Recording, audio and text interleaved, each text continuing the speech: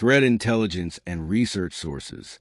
The United States Computer Emergency Readiness Team, U.S. CERT, and the U.S. Department of Homeland Security sponsor a Dictionary of Common Vulnerabilities and Exposures CVE.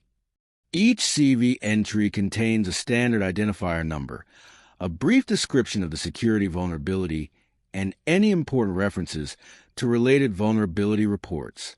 The CVE list is maintained by a not-for-profit, the MITRE Corporation, on its public website, the dark web.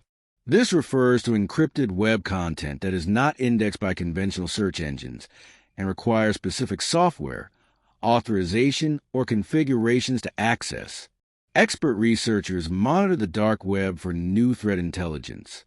Indicator compromise, IOC. IOCs such as malware signatures or domain names provide evidence of security breaches and details about them. Automated indicator sharing, AIS. Automated indicator sharing, AIS, a cybersecurity and infrastructure security agency, CISA capability, enables the real-time exchange of cybersecurity threat indicators using a standardized and structured language called Structured Threat Information Expression, STIX, and Trusted Automated Exchange of Intelligence Information, TAXII.